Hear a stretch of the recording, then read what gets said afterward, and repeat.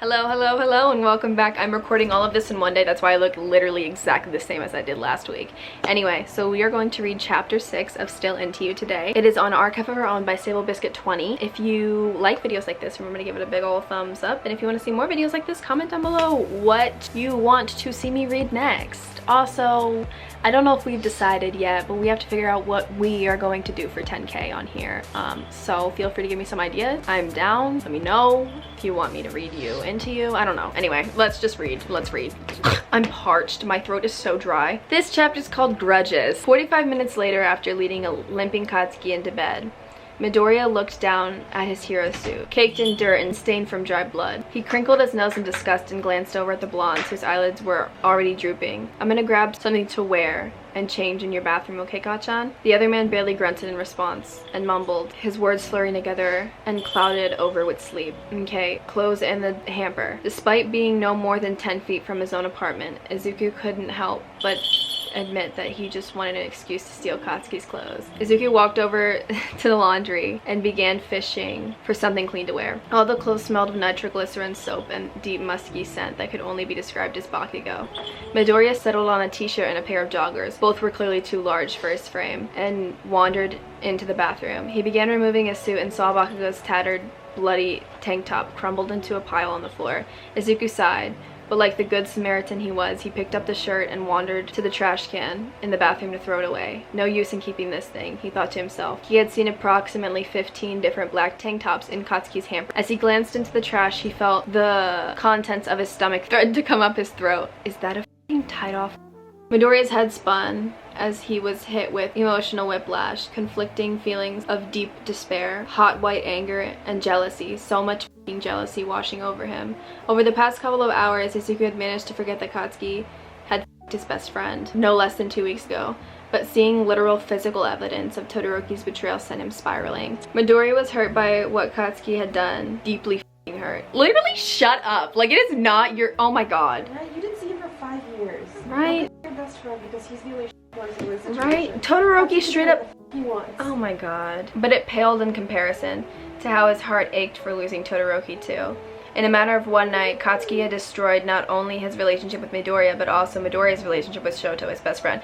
Bakugou didn't destroy anything, okay? Todoroki destroyed it because he's a selfish— Rage bubbled at the pit of Deku's stomach as he turned his head to look at the blonde man dozing on the futon, drool pooling on his pillow and the soft snores escaping his throat. Midoriya managed to choke back a strangled sob. Whether it was from frustration, anger, or sadness, he didn't know. Maybe all three. Bakugou lied there, sleeping soundly as if he had no guilt, and he looked like a goddamn celestial being. The moonlight bathed the features of his face, lining him with silver. Katsuki was normally all harsh lines and jagged edges, but as he rested, his eyes soft and his face relaxed. The blonde's long lashes contrasted darkly against the paleness of his skin. Like this, Bakugou almost looked like a human being instead of a force of nature, but the sheer beauty of him convicted Izuku that he wasn't looking at a mere mortal, but a f***ing angel, fallen from heaven and sent to torture him. Swallowing his wrath, Midoriya crept out of Katsuki's bathroom, walked through the hallway, and quietly slipped out the front door, feeling bile race in his throat as he passed the poster above Katsuki's couch.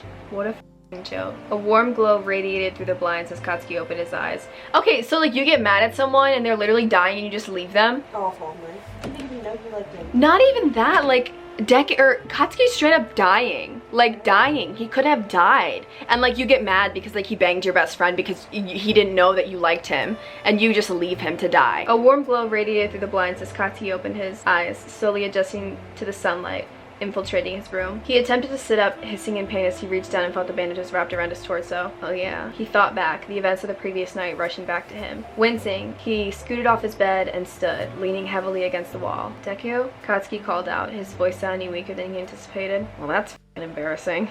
Bakugou hobbled around his apartment, searching for a mop of green curly hair somewhere, or even a sign of life. The place was silent, save for the birds chirping outside the window. The only reason you could even tell that Deku had been in his apartment was the fact that he'd left his shitty giant footprints all over Katsuki's clean floor. As Bakugou did his best to limp to his front door, he heard a familiar hum of his phone vibrating. Relief washed over him. He must have just gone to get some breakfast, Bakugou thought. However, when he picked up the phone and answered, it was none other than his red-haired sidekick.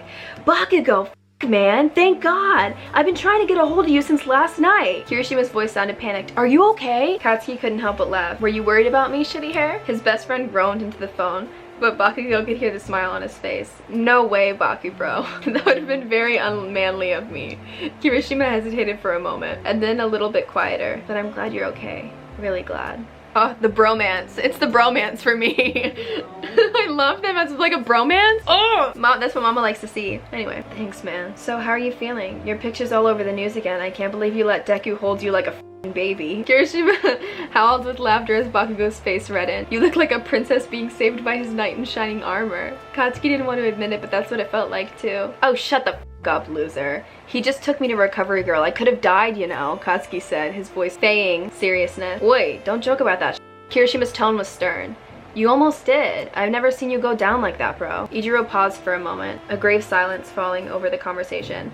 Bakugou said nothing, feeling sheepish that he had caused everyone so much stress. Kirishima sighed and continued, but seriously, you've got to check the internet. Todo Baku has completely fallen off everyone's radar. It's Baku Deku this, Baku Deku that. So tell me, did you guys have a sleepover? Oh my god, Kirishima's me. Like, did you guys have a sleepover? Oh my god. Katsuki could practically hear his best friend's eyebrows waggling. No, Bakugou replied, a blush creeping up the back of his neck as he felt his palms crackling. He just helped me get clean up. I actually haven't seen or heard from him this morning. Kirishima hummed thoughtfully and said, that's pretty strange. Maybe he'll turn up. I know you're pretty beat up, so if he's not around, I'll come over for now. Baku bro, I've got you. Katsuki opened his mouth to protest, but a shock of pain ran up his side. Maybe I could use the help. Fine, but only for today. You're leaving tonight. A week or so had passed since the phantasm incident, as Kirishima called it, and Katsuki was finally starting to feel like his old self again. Kirishima had refused to go home after seeing the state Bakugou was in. Despite the blonde's annoyance with his best friend, his doting allowed Katsuki to heal much quicker than he anticipated, and he was ready to get back to work, or at least leave the house. Ichiro would come over immediately after the phone call, arriving a couple of hours after hanging up, and when Katsuki answered the door, his best friend had been holding a sleeping bag, smiling, a huge, sharp grin. When Bakugou scoffed and went to slam the door in his face, the red hair wedged his hand in, sticking a rock-solid arm through the door frame. Since then, Kirishima hadn't left his apartment, instead plopping his ass on Bakugou's couch and playing video games 24/7 when he wasn't forcing Katsuki to eat or helping him hobble around the house. He even changed the blonde bandages a few times, despite obviously feeling queasy at the sight of the wound. Katsuki would never tell him this, but he really loved that f***. When it came down to it, the top 5 people he cared for in the world, Kirishima would easily held spot 2 or 3. Izuku was on that list somewhere, but Katsuki hadn't seen him since the night he got injured, which surprisingly stung. What an Izuku in this fanfiction? An ass. Bakugou would hear rustling on the other side of his apartment walls, and he knew Shitty Deku was home. But the green hair hero never bothered to come and check on him. F***ing asshole, stupid little Deku, who cares? Not me. Sitting on the couch next to Ichiro, Katsuki silently obsessed about why Deku wasn't talking to him and pretended to watch the red hair play Mortal Kombat. He knew Kirishima was tired of hearing him obsess out loud. Bakugou could barely concentrate on anything. All he could think about was Deku and his dumb soft hair and his sculpted stupid body. He spent almost every day zoned out, waiting for a knock on the door or for his phone to ring. Suddenly, Kirishima paused the console and turned to the blonde. Baku bro, you've been feeling better the past couple of days, right? Would you want to go out with me? You could use some cheering up, and it's Kaminari's birthday.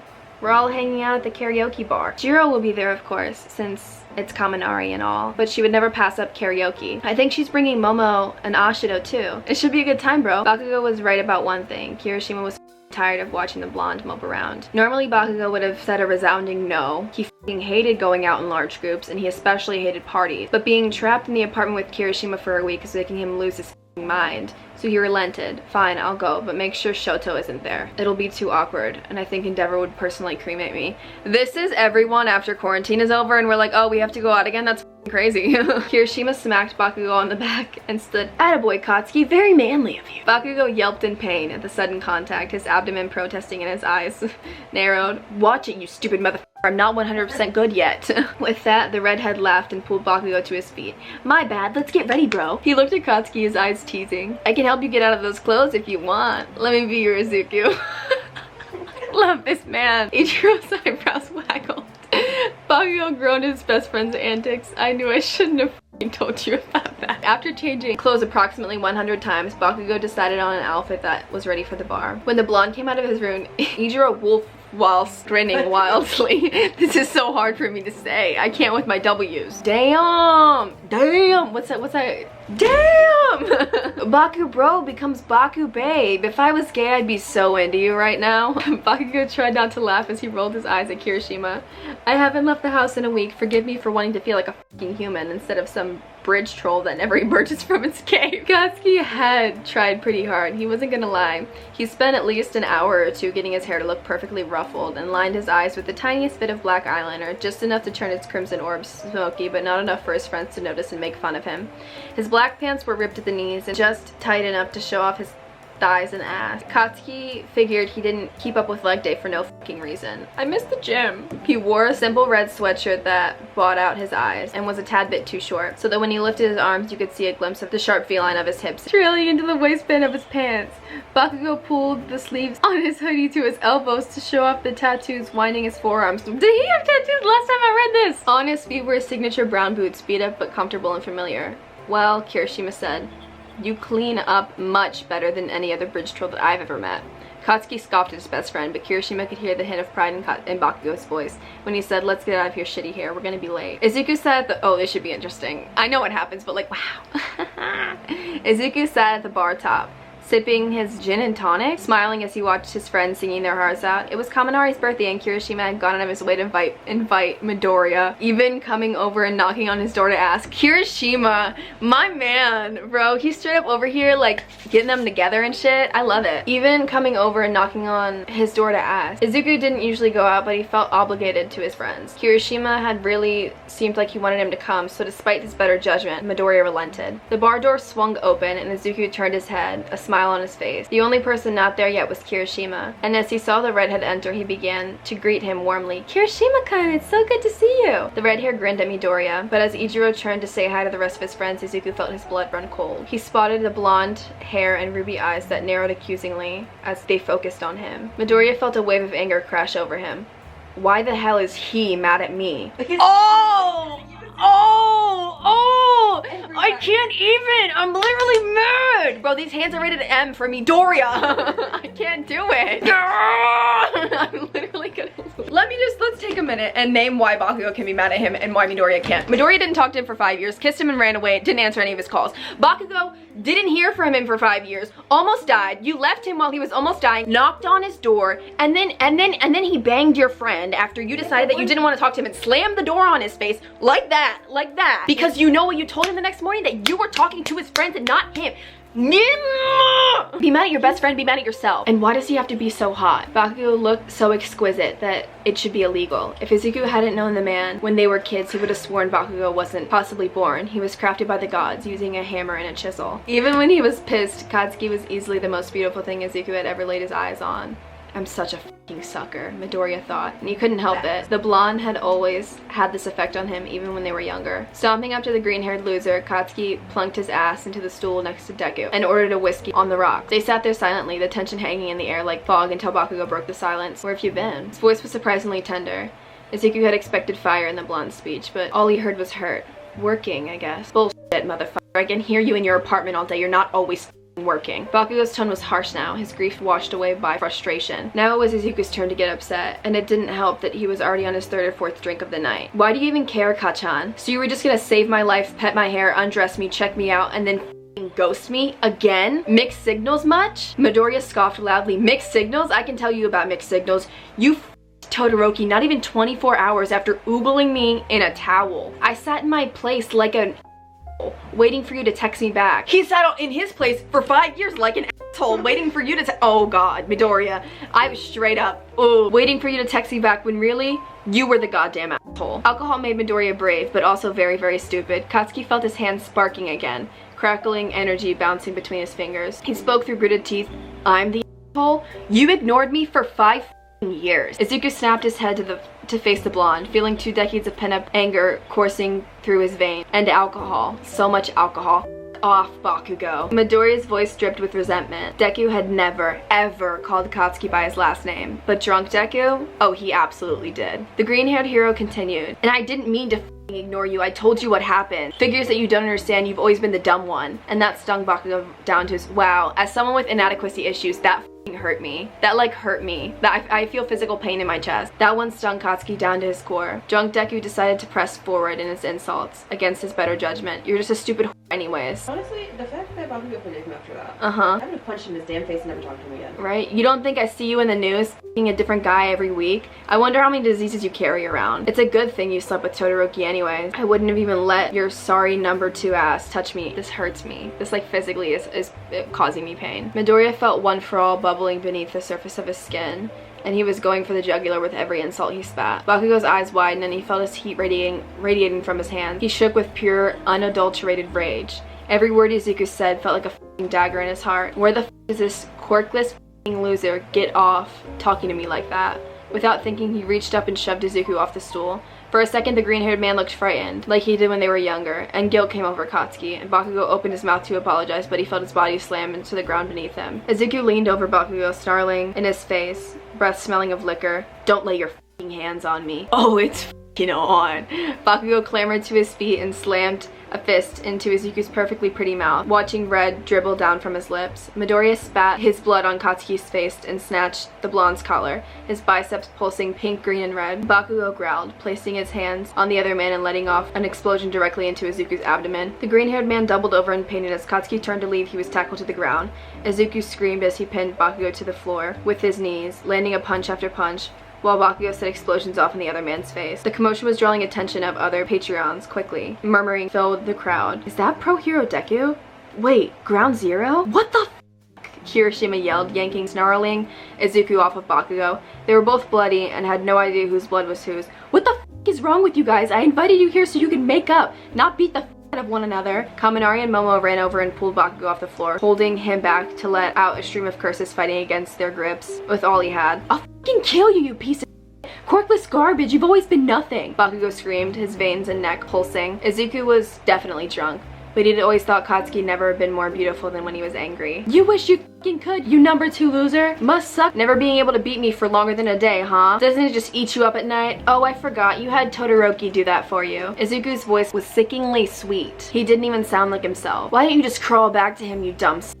We all know you like being on your knees. Katsuki groaned. This shit again? You stupid idiot. You think I want Todoroki? It's you, you useless twat. You're the only thing in the whole universe that I want. The blonde turned to his friends that were holding his arms, and his palms sparked menacingly. Let me f***ing go. I'm going home. Momo and Kaminari released him, and the blonde spun on his heels and stormed out of the bar. Izuku stood there, jaw hanging open. His mouth tasted like pennies and liquor and bile as he processed what Katsuki had said to him. Midoriya murmured under his breath quietly, He wants me? Kirishima released the green-haired hero's arm and sighed loudly. Are you kidding me? Of course he f***ing wants you. You two are the most oblivious, emotionally constipated little f***ers I've ever met. He's in love with you, you idiot. Midoriya never felt more sober. I would just like to say that this chapter truly from the bottom of my heart angers me because Midoriya has no right to be mad, but I get it, it was important for the story and it is an absolutely wonderful story, and I think that the reason that this story is so amazing is because it makes you feel so many things while you're reading it. Like so many things. It's absolutely phenomenal. That is it for chapter 6. I hope you guys enjoyed it. Remember to come back next Sunday if you want to see chapter 7. I love you so